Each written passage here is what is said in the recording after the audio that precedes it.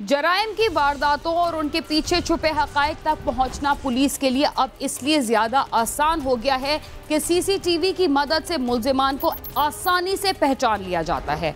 माजी में तफ्तीश के दो ही तरीके थे, या तो पुलिस रिवायती अंदाज में मुल्जिम से मारपीट के जरिए झूठ और सच उगलवाने की कोशिश करती थी, या अपनी जहानत और पेशा वाराना तजुर्बे के साथ वारदात की तह तक पहुंचती थी, जिससे झूठ और सच तक पहुंचने में काफ़ी देर लग जाती थी। मगर अब ऐसा नहीं है। तफ्तीश के जदीद और साइंसी तरीक़ों से पुलिस के लिए ये मुमकिन हो गया है कि वो पेचीदा वारदातों का खोज भी आसानी से लगा सके।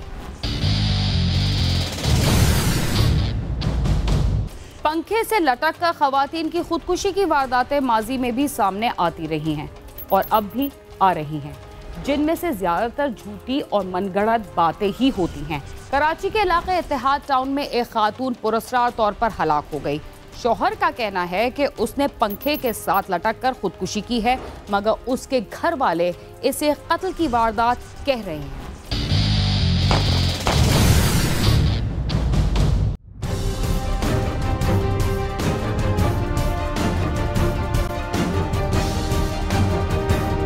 कराची के इलाके कायदाबाद के रिहायशी अब्दुल रज़ाक नामी शख्स ने मोहम्मद खान चौकी पर 7 अप्रैल को इत्तला दी कि इसकी बेटी को कत्ल कर दिया गया है। पुलिस वाक़े की इत्तला मिलने पर मोहम्मद खान कॉलोनी के कच्चे मकान में पहुंची तो आयशा नामी खातून की लाश पड़ी थी और मतूफिया आयशा के वालिद ने इल्ज़ाम आयद किया कि इसकी बेटी को इसके दामाद इम्तियाज ने घरेलू नाचाकी की वजह से गले में रस्सी का फंदा डालकर कत्ल कर दिया है।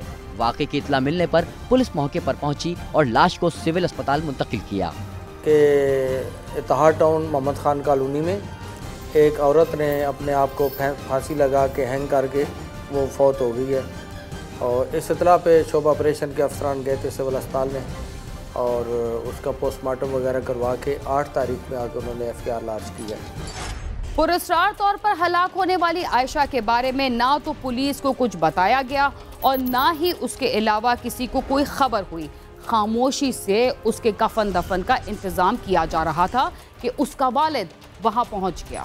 आयशा के वालिद के बयान पर मतूफिया के शौहर को गिरफ्तार कर लिया गया है। घर के अंदर पुरस्कार तौर पर हलाक होने वाली आयशा के वालिद ने बताया कि आयशा की मौत की खबर सुनते ही इत्तेहाद टाउन पहुंचा था, लेकिन इसके घर वालों ने पुलिस को इत्तला तक नहीं दी थी और खामोशी से इसके कफन दफन का इंतजाम भी कर लिया था। तो जब मुझे एक बंदे ने फ़ोन किया कि यहाँ पर जो है ना एक खुदकुशी हुई है, वहाँ से फ़ौरन मैं यहाँ पर आया मोबाइल में। यहाँ देखा तो इस चारपाई के ऊपर जो है ना उसके डेड बॉडी पड़ी हुई थी, एक चादर भी पड़ा हुआ था। डेड बॉडी उन लोगों ने बोला कि ये पनके में हम लोगों ने उतार के यहाँ पर लिटाया हुआ है। फिर उसका लड़की का जो वालिद था वो भी यहाँ पर पहुँच चुका था। फिर वो डेड बॉडी को जो है ना चीप एम्बुलेंस में सिविल हॉस्पिटल रवाना किया। इनके घरेलू की नाचाकी की वजह से इसके मियाँ ने जो है ना इसको मार दिया। फिर मेरे को बोल रहे कि इसने आपको फंदा लगाया है। तो जब मैं मौके वारदात पे पहुंचा तो मैंने इनसे पूछा, भाई अगर सुसाइड है ये पुलिस का केस है, आप लोगों ने पुलिस को क्यों नहीं बताया? तो ये आगे से खामोश हो गए और मेरे आने से पहले इन लोगों ने कफन दफन पानी का इंतज़ाम कर लिया था सर। हाँ, मतलब है कि ये जल्दी जल्दी दफन हो जाए तो ये ड्रामा ख़त्म हो जाएगा। इत्तेहाद टाउन शोबा तफ्तीश के इंचार्ज ने क्राइम सीन की टीम को बताया कि इब्तदाई तौर पर किसी खातून की खुदकुशी करने की इत्तला मिली थी। मकतूला आयशा के वालिद की मुद्दत में इसके शौहर के खिलाफ मुकदमा दर्ज करके उसे गिरफ्तार कर लिया गया है। उसमें वजूहत यह है कि ज़ाहिरी तौर पे तो वो है कि उसको हैंग हुई है, वो हैंग होने के बाद उसने खुदकुशी करी और मरी है। लेकिन जब डॉक्टर साहबा ने सुमैया सैयद ने उसका पोस्टमार्टम किया है और पोस्टमार्टम ने उन्होंने जो है वो चीज़ें जब उसके पोस्टमार्टम किया तो बॉडी पे जो भी देखा या पोस्टमार्टम से जो भी उनको मिले हैं उसके मुताबिक उन्होंने कहा कि ये होमियोसाइड है, ना कि ये हैंग है। तो लिहाजा इस बेस पे FIR लॉन्च हो गई है और इसमें एक मुल्ज़िम हमने जो है वो इम्तियाज़ वल्द मोहम्मद हाशिम को गिरफ्तार भी कर लिया है। तफ्तीशी टीम ने बारीक बीनी से तहकीकात का आगाज किया और पुलिस ने तफ्तीश के दौरान ये जानने की कोशिश की कि खातून की लाश पंखे से लटकी भी थी या ये सब एक बनी बनाई कहानी है। पुलिस इस बात की तहकीकात कर रही है कि कहीं मुल्जिम ने इसे कत्ल करके खुदकुशी का रंग देने की कोशिश तो नहीं की। पुलिस को जाए वक़ुआ से तफ्तीश के दौरान अहम शवाहिद भी मिले हैं और मौका से मुझे वो कुछ शवाहिद मिले हैं जो कि मुल्ज़िम बताता है कि मैंने स्टिक से मारा, वो स्टिक भी मैंने कब्ज़ा पुलिस में ले ली। जिस कपड़े से हैंग होना बताता है वो कपड़ा भी मैंने ले लिया। मेरी एक समझ में नहीं आती कि एक ख़ातून जब पंखे के साथ हैंग होती है, हैंग होने के बाद उसको मुल्ज़िम कहता है कि हमने उतार लिया है, गिठान खोल के उतार लिया है। मुमकिन नहीं है कि उसको लटके हुए उसकी गिठानें खोली जा सकें। तो बहरहाल मुल्ज़िम का कहना मेरे करीब दुरुस्त नहीं है। जो डॉक्टर ने MLO ने जो उसका पोस्टमार्टम करके उसकी जो पोस्टमार्टम रिपोर्ट हमें दी है उसके मुताबिक उसको कत्ल किया गया है। जिस रोज ये वारदात पेश आई उस दिन आयशा ने अपने घर वालों से फोन पर भी बात की थी, लेकिन आयशा के शौहर ने जो बयान दिया वो उससे बिल्कुल मुख्तलिफ था। इस सिलसिले में उसने जो कुछ कहा वो भी सुन लीजिए।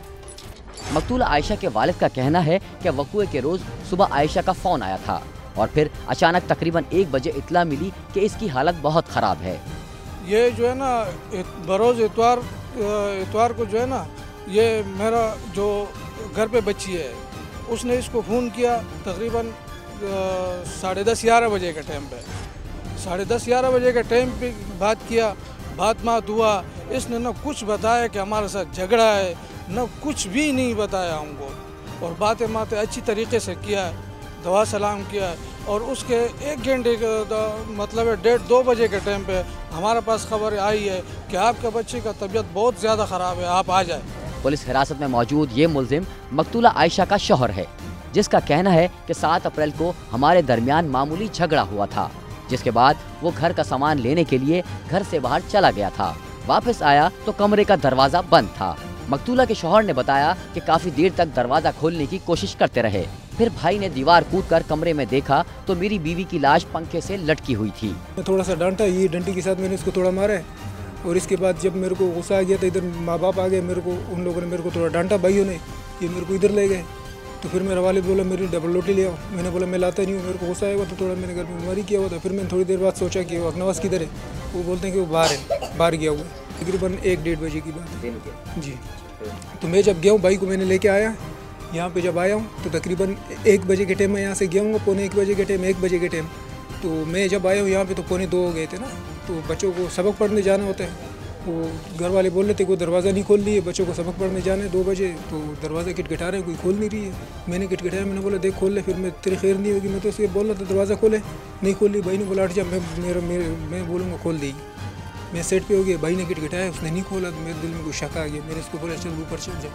इधर दीवार से ऊपर चढ़ा, भाई इधर कूदा और इसने कुंडी खोला तो ये खिड़की से हमने सामने देखा तो लटकी हुई थी। गिरफ्तार मुल्जिम का कहना है कि अपनी बीवी की लाश को पंखे से नीचे उतारा तो वो दम तोड़ चुकी थी, जिसके बाद अपने ससुराल वालों को आगाह किया।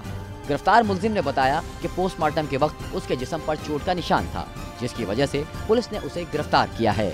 जब हम लोग आए ना तो हम लोगों ने उसको 15 महीने खोला है अपने हाथ से, उसको नीचे डाला है। तो इसको मैंने बोला जल्दी से जाए नज़दीक डॉक्टर को लेके आ, इधर एक डॉक्टर है, आप अगर उसको वो भी आ सकते हैं। उसको जो है ना इस लाया भाई, और उसने आके चेक किया, दबाया, इसे नफ्स चेक किया, उसने आंखें खोली, सब कुछ। वो डॉक्टर है, उसने कहा ये ख़त्म है, इसमें कुछ नहीं है। तो फिर जब इधर करीबी औरतें आ गई, बड़ी बुजुर्ग औरतें आ गई, उनको पता होते, उनने आके देखा। तो मैं तो गाड़ी मंगा रहा था, पुलिस मंगा रहा था कि इसको लेके जाए किधर। तो उन लोगों ने बोला ख़त्म है, भी लेके जाना जो है ना ठीक नहीं है। तो फिर मैंने उनको फ़ोन किया सबको। क्या बोला फ़ोन करके, क्या बताया?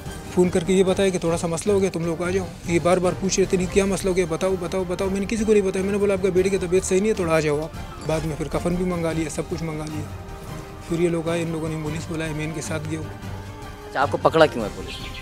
मेरे को पकड़ा हुई है कि मैं इनके साथ था, वो पोस्टमार्टम हुए, वो डंडी के निशान थे, तो उसकी वजह से मेरे को हथकड़ी डाली है। बाकी पोस्टमार्टम की रिपोर्ट आएंगे, बाकी आपको सब सामने हो जाएगा। बॉडी पे इसलिए कि मैंने ऐसा मारा है। वो आते ऐसे करती तो मैं इधर मार लेता, तो वो ऐसे करती तो मैं इधर मार लेता। तो इतनी सी डंडी है। पुरअसरार तौर पर हलाक होने वाली आयशा ने खुदकुशी की या उसे कत्ल किया गया, पुलिस के लिए ये बहुत बड़ा मुअम्मा था। इस सिलसिले में जो मजीद पेशरफ्त हुई हम उसके बारे में भी आपको बताएंगे, मगर प्रोग्राम क्राइम सीन में वक्त हुआ एक मुख्तसर से वक्फे का। तब तक आप समा के साथ ही रहिए।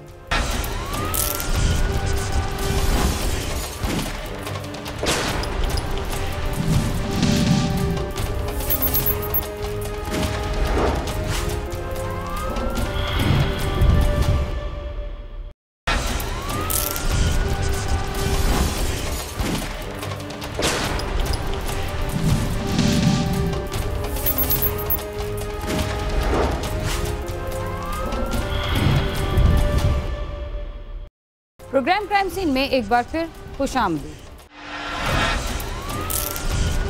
वक्फे से पहले आप देख रहे थे कि कराची में पुरस्कार तौर पर हलाक होने वाली आयशा के शौहर को मशकूक समझकर गिरफ्तार कर लिया गया। आयशा के शौहर और इस वारदात के मुलजिम का इस सिलसिले में कहना था कि उसकी बीवी ने इससे कबल भी खुदकुशी की कोशिश की थी। क्या ये सच था? गिरफ्तार मुलजिम ने बताया कि उसकी 10 साल कबल शादी हुई थी और मामूली झगड़े होते रहते थे। मकतूला ने इससे कबल भी जहरीली दवा पीकर खुदकुशी करने की कोशिश की थी।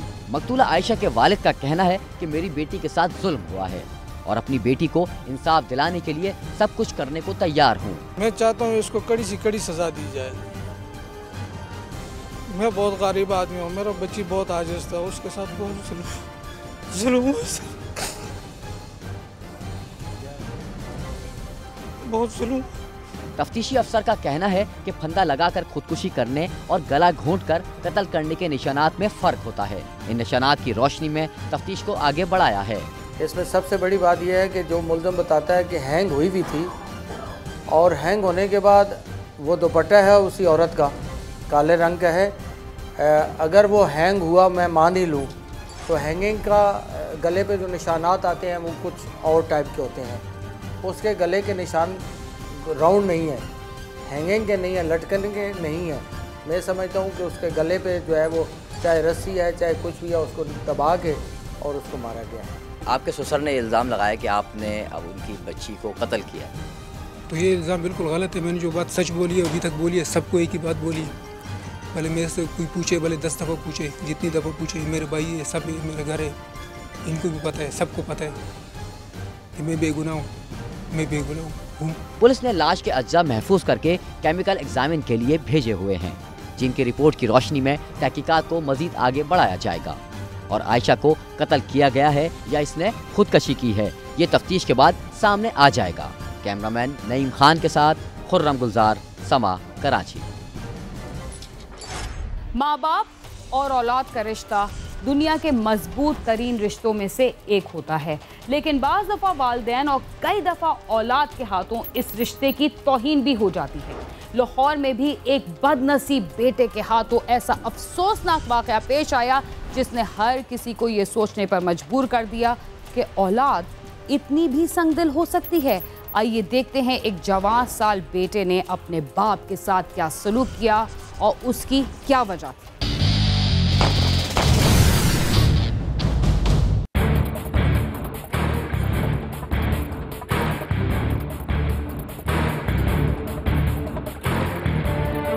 लखपत का रहायशी खालिद महमूद अपने मोहल्ले में ही बर्गर और शवारमे का स्टॉल लगाता था। वो मेहनत मजदूरी करके अपने कुंबे का पेट पाल रहा था। एक रात वो स्टॉल बंद करके घर आया। उसने अपने बेटे साजिद से मोबाइल फोन का पूछा तो उसने कहा कि वो गुम हो गया है। बाप को शुबा था कि बेटे ने मोबाइल फोन किसी लड़की को दे दिया है, जिस पर उसने साजिद को डांट दिया। इनकी तकरीबन 30 साल के करीब उम्र थी और ये शवारमा वगैरह का काम करते थे। तीन इनके बेटे थे और 2 बेटियां थी। खालिद महमूद को क्या इल्म था कि बेटे को डांटना उसका नाकाबिले माफी जुर्म बन जाएगा। बाप की डांट पर बेटे ने किस हैवानियत का मुजाहरा किया, आइए जानते हैं।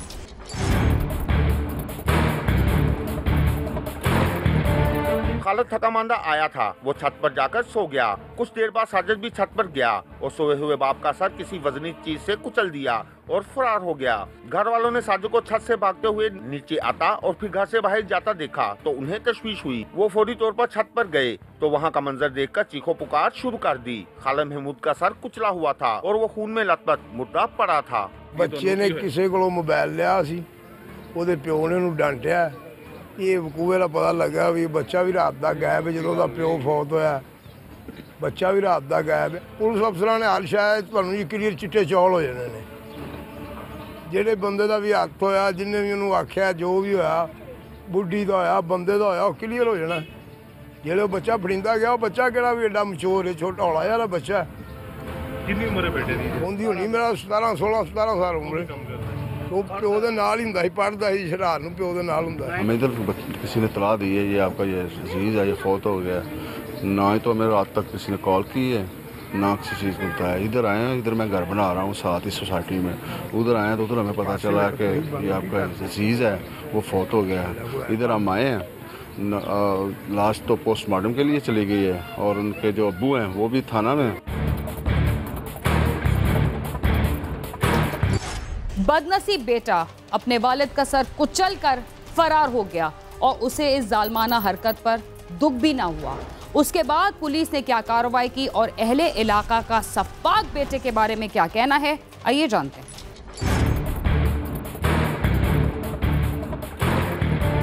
मौके पर मोहल्लेदार जमा हो गए। इतला मिलते ही पुलिस भी मौके पर पहुंच गई। पुलिस ने लाश पोस्टमार्टम के लिए भिजवाकर मकतूल के बाप मियां खान की रिपोर्ट पर साजिद के खिलाफ बाप के कत्ल का मुकदमा दर्ज करके तफ्तीश शुरू कर दी है। रात को एक वाक़या पेश आया जिसमें बेटे ने अपने वालिद को कत्ल कर दिया। ये लड़के का नाम साजिद है और उसके वालिद का नाम खालिद महमूद है।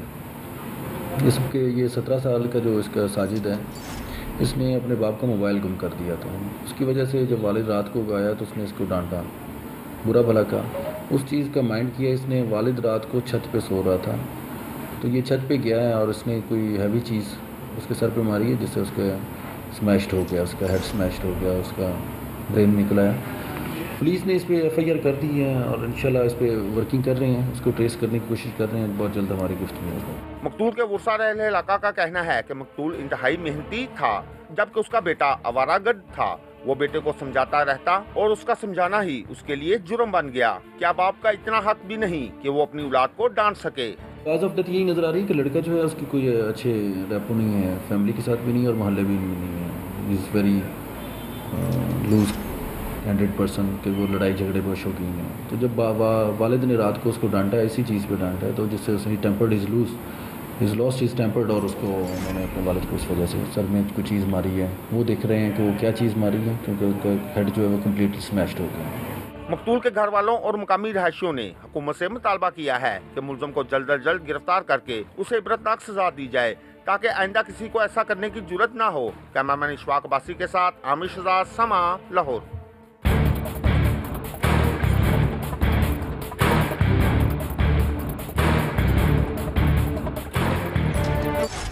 बच्चों की तरबियत उनके वालिदैन के हाथों में होती है। अगर वो किसी वजह से कोई गलत रास्ता इख्तियार करते हैं तो उसका सबसे ज़्यादा नुकसान भी उन्हें ही होता है। लिहाजा वालिदैन को बच्चों की तरबियत पर पूरी तवज्जो देना चाहिए। इसके साथ ही क्राइम सीन अपने इख्तिताम को पहुंचता है। अगर आप हमसे रब्ता करना चाहते हैं तो हमारा पता है cs@samat.tv। इसके अलावा आप YouTube, Facebook और Twitter पर भी हमसे रब्ता कर सकते हैं और हमारा प्रोग्राम भी देख सकते हैं। बीना खान और क्राइम सीन की टीम को इजाज़त दीजिए और देखते रहिए समा।